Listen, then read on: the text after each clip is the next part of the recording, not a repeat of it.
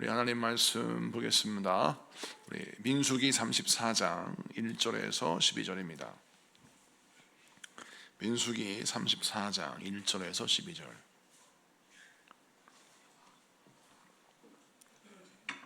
구약 성경 255페이지 민수기 34장 1절에서 12절입니다. 우리 교독하겠습니다. 제가 먼저 봉독합니다. 여호와께서 모세에게 말씀하여 이르시되 너는 이스라엘 자손에게 명령하여 그들에게 이르라.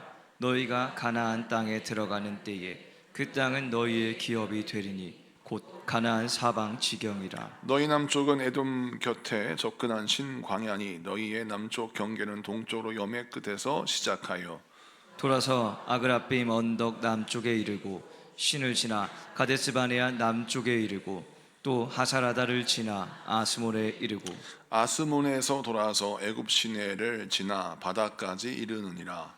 서쪽 경계는 대해가 경계가 되나니 이는 너희의 서쪽 경계니라. 북쪽 경계는 이러하니 대해에서부터 도르산까지 그어라.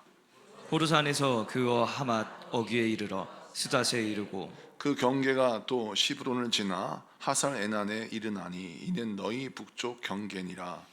너희의 동쪽 경계는 하사레난에서 그어 스밤에 이르고 그 경계가 또 스밤에서 리블라로 내려가서 아인 동쪽에 이르고 또 내려가서 긴네렛 동쪽 해변에 이르고 그 경계가 또 요단으로 내려가서 여매에 이르나니 너희 땅의 사방 경계가 이러하니라. 아멘. 할렐루야. 오늘은 민수기 34장 1절에서 12절까지 말씀을 통해서 두려워하지 말라, 전쟁은 하나님께 속한 것이다 라는 제목으로 말씀을 증거할 때 많은 은혜 받는 시간 되기를 바랍니다. 민수기 33장과 34장은 어떤 특징이 있냐면 하나님의 명령이 나옵니다. 그 명령의 내용은 무엇입니까? 이제 가나안 땅 들어갔을 때 우리가 어떻게 살아야 하는가, 하나님의 백성들이 반드시 지켜야 할 하나님의 뜻, 하나님의 말씀, 규례, 여러 가지 법칙들을 설명하시면서 우리 하나님이 명령하시는데, 그 명령하는 가운데 오늘 이 34장에 땅의 경계를 말씀하신 내용이 나옵니다. 자, 그러면 이 말씀을 쭉 읽기 전에 우리 하나님께서 땅의 경계를 설명하시면서 1절, 2절에 이렇게 말씀합니다. 우선 2절을 보면 너는 이스라엘 자손에게 명령하여 그들에게 이르라. 너희가 가나안 땅에 들어가는 때에 그 땅은 너희의 기업이 되리니. 아멘. 여기서 보니까 그 땅은 어떤 땅입니까? 가나안 땅이죠. 그 가나안 땅이 너희의 기업이 될 것이다 라고 말씀합니다. 자, 아직 가나안 땅 들어가지 않았습니다. 시퍼런 요단강이 눈앞에 있고요. 이제 그리고 여전히 가나안 땅의 성읍은 견고하고 또 아낙 자손은 여전히 키가 크고 유대인이 보기에, 이스라엘 백성들이 보기에도 거인 같고 우리는 그들이 보기에 메뚜기와 같을 정도로 여러분 아낙 자손은 강대합니다. 그러니까 현실은 바뀌지 않았습니다. 여전히 가나안 땅은 점령하기 힘든 곳입니다. 그리고 이스라엘 백성들이 이제 가나안 땅 들어갈 때에 치러야 할 대가가 너무나도 엄청난 대가입니다. 그래서 사실은 이스라엘 백성들 마음속에 두려움이 있을 수 있습니다. 가나안 땅 들어가면 우리가 전쟁을 치러야 되는데 옛날 소문에 의하면 아낙 자손은 키가 크고 장성하고 그들이 가진 무기는 철기 무기고 이 전쟁 쉽지 않을 것 같다, 이런 염려와 근심이 있는데, 이런 마음을 하나님이 아시는 듯이 이스라엘 백성들이 뭐라 하시냐면 가나안 땅 들어가서 싸워볼 필요도 없이 이미 승리한 걸 딱 예상하시고 가나안 땅 전체를 점령한 후에 이 땅을 어떻게 차지할 것인가에 대한 그 땅 분배에 대한 준비를 말씀하고 있는 것입니다. 여러분, 이 말씀을 듣고 있는 이스라엘 백성들의 마음속에 어떤 마음이 들어요? 아직 시작도 안 했는데, 아직 요단강도 건너지 않았는데 하나님은 이미 이 전쟁은 승리한 전쟁이다 라고 하는 결론을 딱 지어놓고 그 다음에 논리를 펴려가 나가신다는 거예요. 이 말씀 왜 이렇게 하십니까? 우리 하나님이 우리를 무시하고 우리의 생각과 계획을 무시하고 당신이 하고 싶은 말만 하시는 겁니까? 아닙니다. 이스라엘 백성들의 마음의 중심이 어떠한지를 하나님이 아세요. 두려워하고 있는 거죠. 가나안 땅 들어가긴 들어가는데 이게 쉽지 않을 거라는 건 다 예상한 일 아닙니까? 여러분, 마음의 각오를 내도 사실은 막상 시합이 시작되거나 뭔가 내가 대가를 지불해야 할 시험장에 딱 도착하면요, 두려워요. 걱정되고. 저는 이제 여러분 다 아다시피 제가 방위를 나왔지 않습니까? 제 고향 교회에서 제가 군대 간다니까 다들 뭐라 그랬냐면 잘 갔다 와 그랬습니다. 무슨 수련회 갔다 온 줄 알았어요. 그래가지고 잘 갔다 와 그러면서 아무도 걱정을 안 합니다. 그런데 저도 걱정 안 했어요. 왜냐하면 한 달 있다가 다시 올 거니까. 그래서 마치 겨울 수련회 가는 것처럼 소풍 가는 것처럼 이제 갔는데 막상 가서 훈련소에 가보니까 현역병들과 같이 훈련을 받거든요. 방위병들도 훈련을 받고 방위병들은 집에 가고 현역병들은 이제 내무반에서 하는데 훈련소에 딱 들어가서 이제 자기 사복을 다 벗고 군복을 입지 않습니까? 그 순간 공포심이 밀려드는 거예요. 이런 말 하면 현역들은 다 비웃겠지만 여러분, 두려운 건 사실이에요. 내가 가지고 있었던 사복을 싹 벗고 이제 군복을 다 입고 내 이름으로 불리는 게 아니라 몇 번 훈련병이라고 번호가 불릴 때에 두려움이 밀려오는 겁니다. 어찌나 무섭고 어찌나 두려운지. 그런데 이런 말을 하면 다들 비웃는 거죠. 왜 비웃습니까? 그까짓 게 무슨 훈련이라고, 그게 무슨 어렵다고 그걸 가지고 두려웠다 간증하느냐라고 코웃음 치는 겁니다. 해병대 나온 사람들은 어떤 훈련을 받았겠습니까? 여러분, 그런데 참 희한한 건 방위 수준에는 그것도 두려워요. 그것도 두려워. 우리가 생각할 때 운전면허 얼마나 여러분 쉬운 시험입니까? 그런데 제가 운전면허 딸 때 어떤 아주머니가 원서를 하나 들고 있는데 그 원서에 그 인지가 엄청나게 많이 찍히는 걸 봤어요. 그건 뭘 뜻해요? 수십 번 떨어졌다는 거죠. 근데 그분이 왜 운전면허 떨어졌냐? 운전대만 붙잡으면 바들바들 떨린다는 거예요. 근데 우리는 이해가 안 가는 겁니다. 아니, 운전면허 시험을 그렇게 몇 번 떨어질 것 같이 어려운 시험이 고시인가? 막 이렇게 생각이 드는데 당사자는 힘들다는 거죠. 우리 초등학생들 시험 볼 때, 우리 대학생들 시험 볼 때 가끔씩 우리가 실수하지 않습니까? 시험 공부한다고 막 공부하고 있으면 옆에서 비웃는 거죠. 그것도 무슨 공부라고, 인생 공부가 더 어려워 라고 한마디 하면 막 아이들이 화를 내지 않습니까? 엄마가 이거 풀어봐, 이게 얼마나 어려운 건지. 그러면서 아이들도 자기가 당하고 있는 시험이 크다고 어렵다고 말합니다. 그렇습니다. 여러분, 수준의 차이가 아무리 있다 할지라도 초등학생 시험은 초등학교 때 어렵고, 방위병도 군사훈련이 두렵고, 우리가 생각할 때 누워서 식은 죽 먹기 같은 일들도 누워서 식은 죽 먹는 사람에게는 힘들고 벅찬 일이라는 거예요. 자, 하나님 앞에 선 이스라엘 백성들 천차만별이에요. 강한 사람들, 워낙에 싸움 좋아하는 사람들, 힘센 사람들은 가나안 땅 들어갈 때 마음이 설레이죠. 해병대 같은 사람들 가자 막 이러는데, 옆에 방위병 같은 저 같은 사람들은 말도 못하고 가만히 있고, 혹시 두렵다는 말하면 믿음 없다고 손가락질 받을까 봐 말도 못하고 두려워하고 있는데, 우리 하나님이 이 말씀을 왜 주시느냐? 강한 사람에게 주시는 말씀이 아니에요. 약한 자에게 주시는 말씀이에요.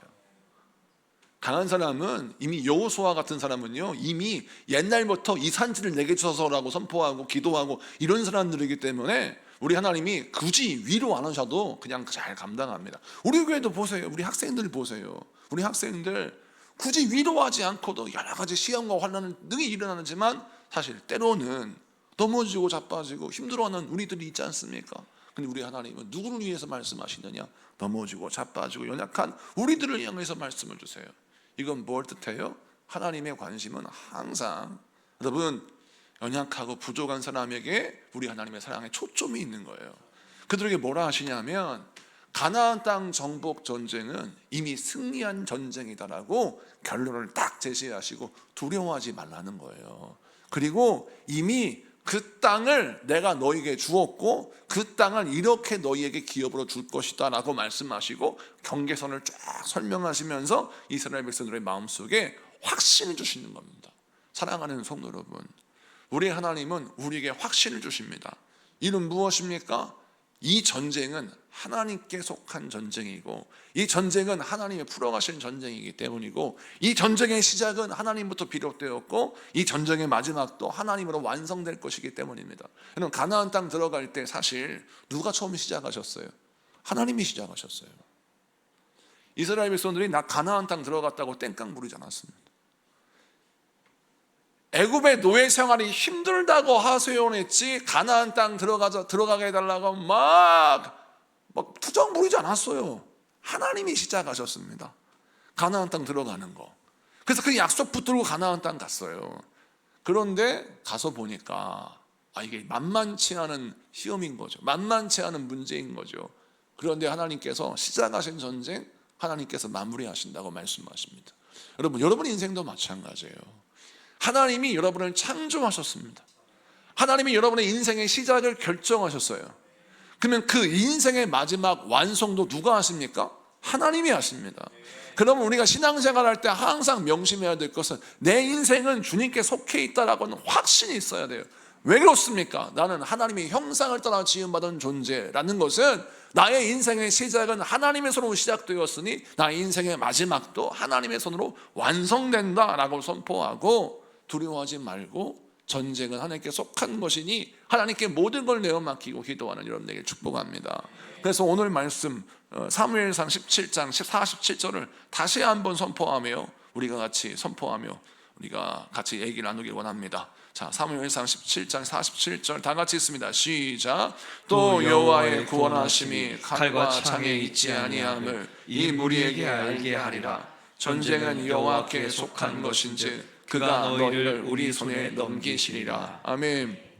다윗이 골리앗과 싸울 때 전쟁은 하나님께 속한 것이다 라고 선포하고 골리앗과 싸워 승리하지 않습니까? 여러분, 이것을 기억하십시오. 여러분 인생 가운데 하나님이 선한 일을 시작하셨으니 그것을 이루실 때까지 하나님은 절대 물러서지 아니하고 여러분을 이끌어 가실 것입니다. 그러므로 여러분이 차지할 땅, 여러분이 앞으로 장차 받을 하나님의 기업은 하나님이 예비하신 놀라운 기업입니다. 우리가 어떤 준비되지 못한 상태라 할지라도 우리 하나님이 우리에게 큰 은혜를 주셔서 우리를 이끌어 가실 것입니다. 다 하나님은 계획이 있는 거죠. 차근차근. 그러니까 하나님께 내 인생을 맡기고 저 앞에 엎드려 기도하며 하나님이 이끄실 때 순종하면서 앞으로 나아가 하나님이 예비하신 그 땅의 주인공이 되신 여러분에게 축복합니다. 그 다음 말씀을 좀 보면 3절부터 12절까지 땅의 경계가 쭉 나와요. 이 말씀을 다 일일이 해석하지 않고 간단히 설명하자면, 요단강을 건너가는 것을 보세요. 요단강을 중심으로, 요단강이 가운데 있다고 칩시다. 그러면 요단강 동편은 모압 땅, 요단강 서편은 요단강 서쪽, 그것을 가나안 땅이라 그래요. 가나안 땅에 딱 이렇게 있으면 중동 지역의 지도를 보니까 가나안 땅이 가운데 이렇게 노른자처럼 있으면 가나안 땅 왼쪽에는 지중해가 있어요.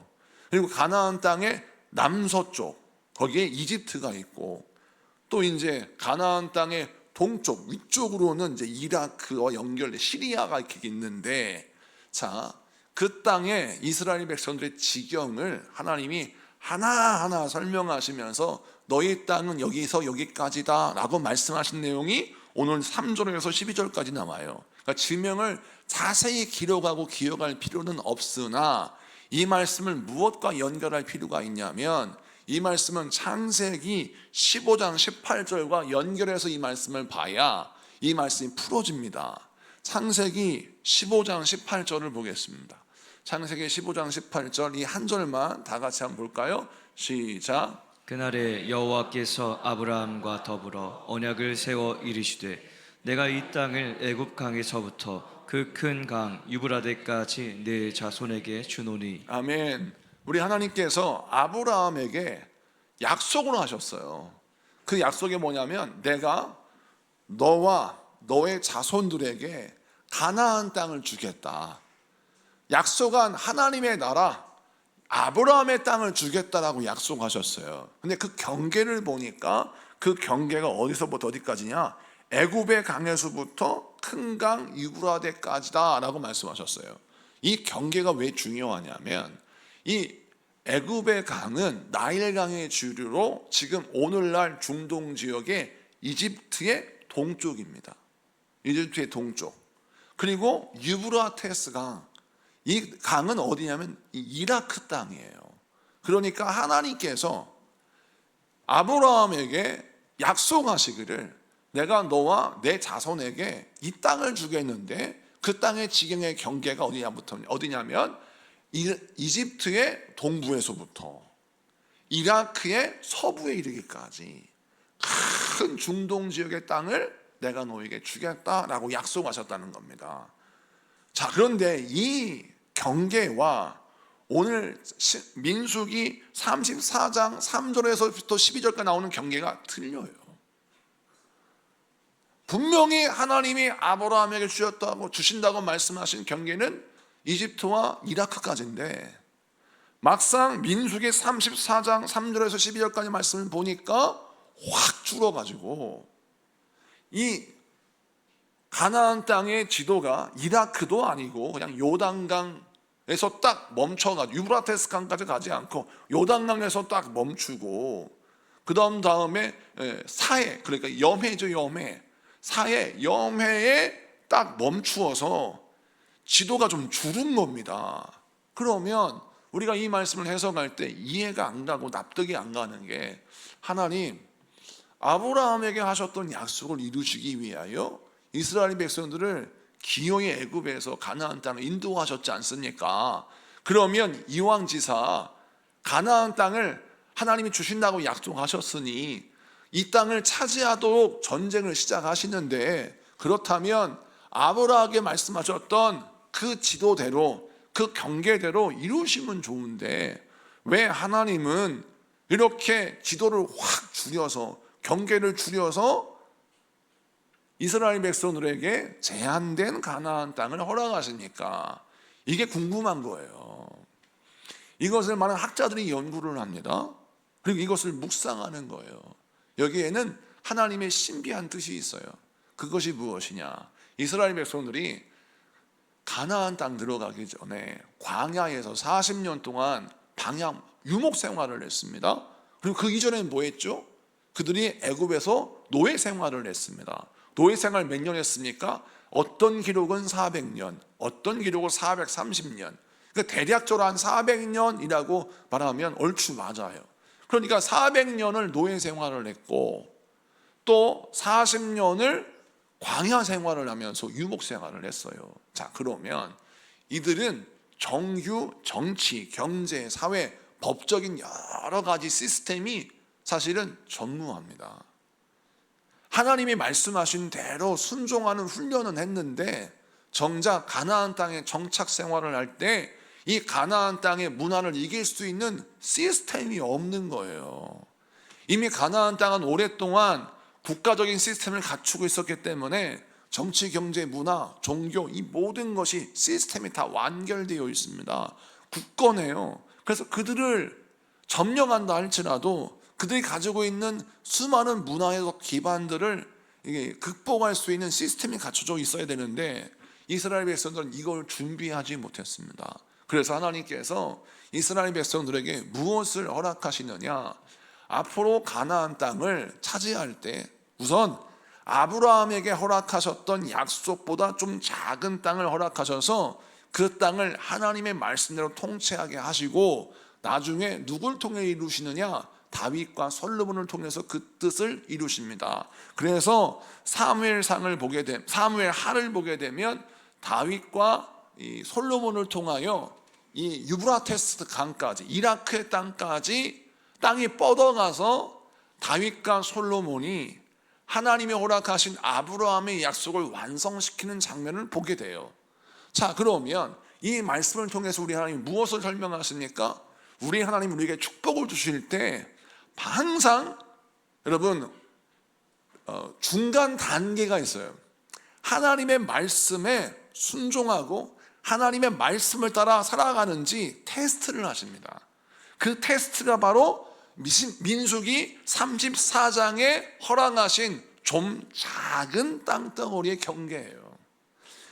마음 같아서는 이집트에서 이라크까지 아브라함의 약속을 다 이루고 싶지만 하나님은 이스라엘 백성들의 수준을 아셨어요. 그래서 그 수준에 걸맞는 작은 땅덩어리를 경계를 세우시고 그들에게 훈련을 시키시는데, 내가 너에게 이 땅을 맡기겠는데 이 땅을 차지하여서 하나님의 말씀대로 잘 돌봐라. 그러면 내가 너를 통하여 아브라함의 약속을 완성시키마 라고 하는 하나님의 메시지가 담겨 있는 겁니다. 이런 메시지가 신약에 무엇으로 등장해요? 달란트 비유로 등장하는 거예요. 여러분, 예수님께서 비유로 말씀하시기를 주인이 먼 타국으로 여행을 가기 전에 종들에게 달란트를 맡깁니다. 그 달란트를 맡길 때 여러분 5달란트, 2달란트, 1달란트 맡은 자가 등장하는데, 제가 자주 인용하는 부분 가운데 이 2달란트 맡은 자를 제가 귀히 여기는 거예요. 왜냐하면 2달란트 맡은 자를 가만히 보면 5달란트 맡은 자는 워낙에 그가 많은 달란트를 가지고 있기 때문에 상대적으로 3명이 있는데 3명 가운데 가장 많은 달란트를 가지고 있으니까 이 사람은 그 가진 것을 가지고 열심히 일을 하는 것 당연하다고 생각해요. 그런데 한 달란트 맡은 자를 가만히 보면 이 사람은 마음에 벌써 불평과 원망이 들었기 때문에 그 하나를 아예 애초부터 땅에 묻었지 않습니까? 그러면 2달란트 맡은 자는 중간에 껴 있어요. 자, 이 상황을 잘 보세요. 5달란트 맡은 자는 막 2달란트 맡은 자보다 배보다 더 많이 받은 건 아니겠습니까? 배보다 더 많이 받았으니까 그걸 가지고 열심히 장사하고 열심히 일을 해서 막 그 달란트를 배가 막 시키는데, 1달란트 받은 자는 이건 너무 불공평해.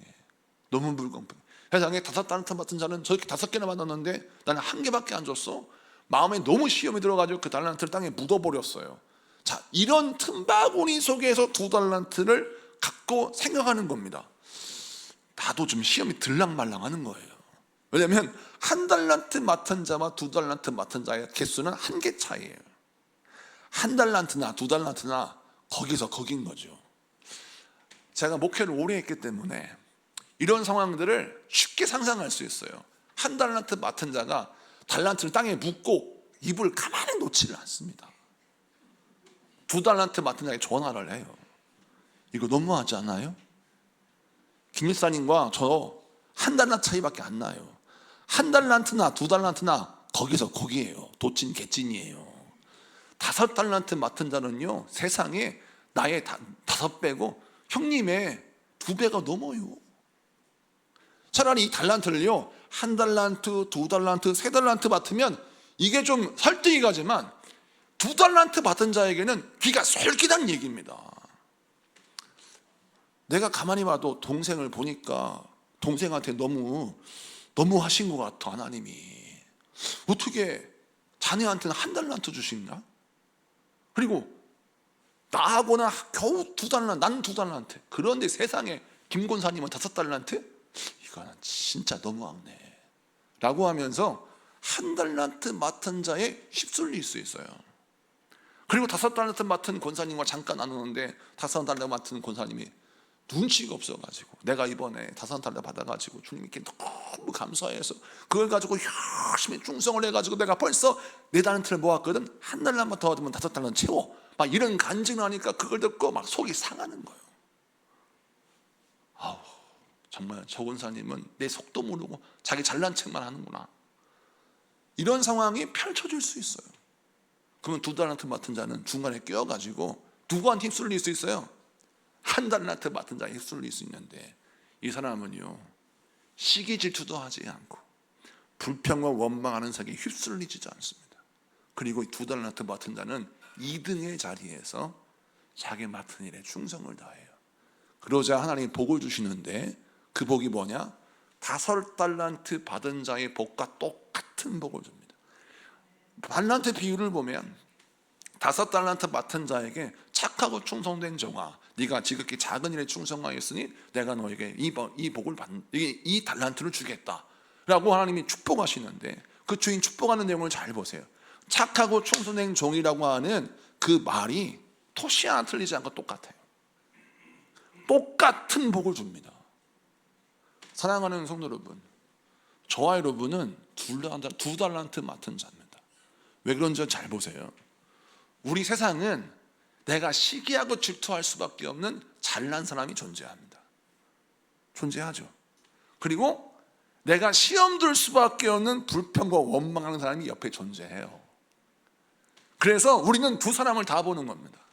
시기하고 질투하는 사람을 보게 되고, 또 시기하고 질투할 수밖에 없는 잘난 사람을 보게 되고, 또 불평과 원망하는 사람을 보게 돼요.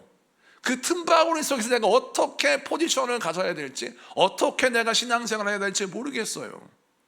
그런데 그때 내가 살 길은 어디에 있냐면, 내 수준에서 하나님이 허락하신 그 주신 2달란트를 가지고 최선을 다해서 2단타를 남겼을 때, 우리 하나님은 잘나고 잘난 5달란트 받은 자와 똑같은 복을 주셔서 나에게 어떤 은혜 주십니까?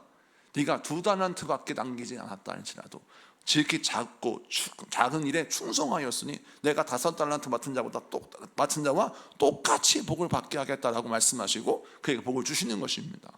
여러분, 이 말씀을 왜 하냐면, 우리 하나님이 우리에게 2달란트 맡은 자에게 시험을 하십니다. 아브라함에게 허락하신 땅이 아니라 비교적 작은 땅을 허락하세요. 자, 민수기 34장의 땅의 지경이 발표될 때 모세의 마음속에 시험이 들었을까 안 들었을까요? 들었을 것 같아. 여러분 보세요.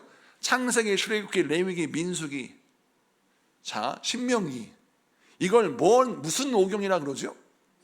모세 오경. 그러면 모세 오경이라는 것은 이 창세기를 누가 썼다는 거예요?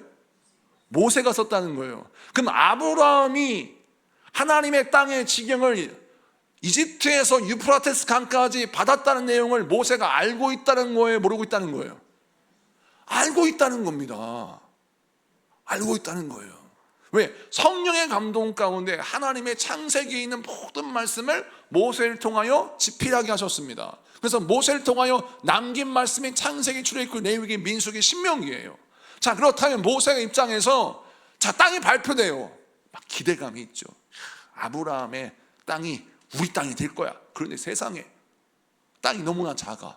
내가 기대했던 것만큼 5달란트인 줄 알았는데 내가 2달란트 받았네? 마음속에 시험이 팍 들어가지고 기대했던 거 아니네. 그렇게 고생해가지고 가나안 땅 들어가서 겨우 이거 받으려고 내가 이 고생을 했나? 이런 마음이 들어서 여호수아도, 예를 들어서 모세도, 갈렙도, 다른 백성들도 실망하고 낙심해서 대충 했다면, 여러분, 가나안 땅 그들 땅 될 수 있었겠습니까? 그들은 약속한 것과 다른 작은 땅을 받았지만, 5달란트를 기대했는데 2달란트밖에 안 받았지만, 하나님이 허락하신 약속, 주신 복에 감사하고 충성하여서 가나안 땅을 점령하였더니 결국 누가 그 땅을 이루어요?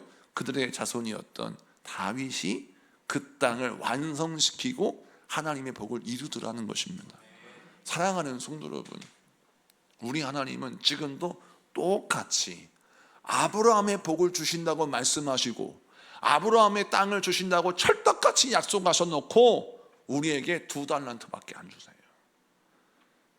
약속과 현실이 다른 거예요. 자, 그럴 때 우리가 어떻게 신앙생활을 해야 되느냐? 절대 시기질투하면 안 돼요. 절대 불평과 원망하는 사람이 휩쓸려도 안 돼. 우리는 2달란트 받은 자처럼 하나님께서 내가 준비되면 아브라함의 약속을 완성시킬 거야 라는 믿음으로, 여러분, 2달란트 받은 자처럼 충성되이 그 하나님의 경계선에 허락된 땅을 나의 땅으로 하나님의 나라로 만드는 저와 여러분 되시기를 축복합니다. 자, 그러면 하나님이 이 말씀을 온전히 이루실 줄로 믿습니다. 세 번째, 우리 하나님이 그러면 이 경계선을 허락하시면서 특별히 각 지파별로 경계를 정확하게 나누시는 것을 보게 됩니다. 3절부터 12절까지 말씀을 보면 경계는 어디에서부터 어디까지고 어디에서부터 어디까지고 어디에서부터 어디까지 경계다. 그래서 반복되는 말씀이 경계가 등장해요.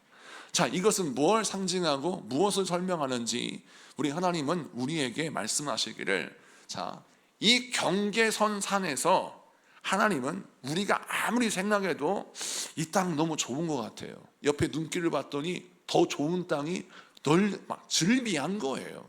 그래서 그 하나님의 말씀하신 하나님의 땅 바깥에 있는 땅을 차지하고 싶어요. 그러나 하나님은 그것을 허락하지 않으셨어요. 하나님이 말씀하시는 그 경계선 안의 땅에 살아라, 경계선 밖으로 가지 마라 라고 하나님이 말씀하시는 겁니다. 그래서 오늘 말씀 이 민수기 34장에 나오는 이 경계는 뭘 의미하고 있냐면 경계선 안에 살아야지 경계선 바깥으로 가지 말라는 하나님의 명령이에요. 자, 그러면 우리가 생각할 때 내가 힘이 남아도는데 경계선 바깥에 있는 좋은 땅을 차지하면 좋잖아요. 근데 왜 하나님은 힘이 넘치고 넘쳐도 경계선 바깥에 가지 마라 라고 말씀하신 이유는 뭐냐면 우리 하나님의 임재가 임하는 땅이 경계선 안에 있는 땅이에요.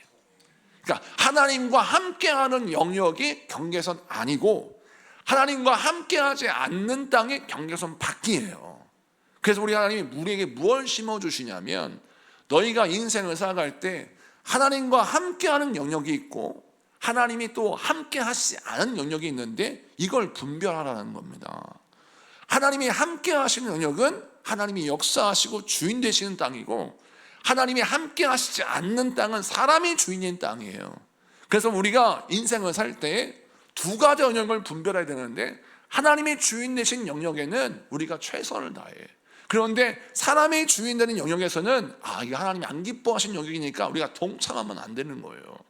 쉽게 설명하자면 우리가 인생 살면서 육신의 정욕을 따라 사는 인생이 있고 성령의 소욕을 따라 인생을 사는 영역이 있는데 우리가 인생의 복을 받으려면 항상 어떻게 신앙생활을 하냐면 성령의 소욕을 따라 성령님께서 함께 하시는 그 범위 내에서 신앙생활을 해야지 육신의 소욕을 따라 사는 인생이 참 보암직도 하고 모범직도 하고 또 즐기는 듯 하여서 그것을 흉내내고 그것을 따라가고 싶어서 선을 넘어버리면 하나님은 그 땅은 하나님 멸하시는 땅이요 싫어하시는 땅이요 함께 하시지 않는 땅이니 그 땅에 들어가는 자마다 다 멸망당하는 것입니다. 그래서 우리 하나님이 그 훈련 시키시는 거예요. 아무리 힘이 남아 돌아가도 선을 넘지 마라. 하나님이 함께 하신다라고 말씀하신 땅에 머물고 하나님이 인정하시는 영역과 범위 안에서 살라고 말씀하십니다. 그래서 이 말씀을 신약 성경에서 로마서에서 이렇게 표현해요. 로마서 8장 5절부터 7절을 보겠습니다. 로마서 8장 5절부터 8절까지 다 같이 읽습니다. 시작. 육신을 따르는 자는 육신의 여의를, 영을 따르는 자는 영의 일을 생각하나니 육신의 생각은 사망이요 영의 생각과 생명과 평안이니라. 육신의 생각은 하나님과 원수가 되나니 이는 하나님의 법에 굴복하지 아니할 뿐 아니라 할 수도 없음이라.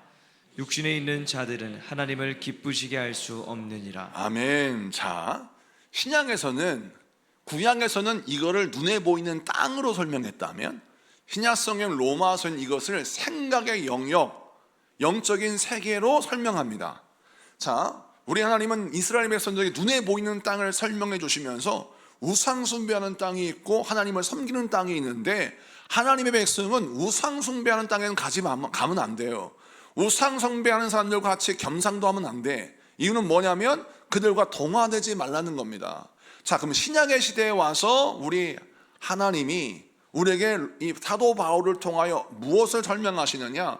이 신약의 시대에는 생각의 영역이 있고 영적인 세계가 있는데 육신을 따르는 생각이 있고 영을 따르는 생각이 있는 거예요. 그럼 우리가 어떤 생각의 땅에 살아야 되냐면 영의 생각이 주관하는 땅에 살아야 하는 것입니다. 그런데 우리가 어떻게 인생을 살려고 하냐면 자꾸 육신의 소욕대로 사는 그 영역에 들어가려고 하는 겁니다. 이 유혹을 이겨야 하는 거예요. 그래서 우리가 영에 속한 사람이 되어서 영의 생각을 따라 인생을 살면 우리 하나님을 기쁘시게 할 수 있어요. 근데 성경 말씀 나와 있죠. 육신의 생각을 따라 살아가면, 자, 다시 7절을 띄워주세요. 7절. 육신의 생각은 누구와 원수가 돼요? 하나님과 원수가 됩니다. 하나님과 원수가 되고 하나님의 법에 굴복하지 못하게 한다는 겁니다. 이유는 뭐냐면 6절에 나옵니다. 6절을 목사님 보니까 이유는 육신의 생각은 사망이고 영의 생각은 생명과 평안이기 때문입니다. 그래서 우리가 신앙생활할 때 항상 무엇을 분별해야 되냐? 이게 영의 생각인가? 이게 육신의 생각인가? 이걸 분별해야 합니다. 그래서 이 생각의 경계를 정확하게 나누었을 때 우리가 복된 삶을 살 수 있는 거예요. 여러분 이 말씀 붙들고 여러분 승리하신 여러분에게 축복합니다. 말씀을 마치고 정리합니다. 오늘 본문 말씀은 사실 땅 경계에 대해서 길게 하신 말씀이기 때문에 읽다 보면 졸리기도 하고 도대체 이 말씀이 왜 기록되어 있는지 궁금하기도 합니다.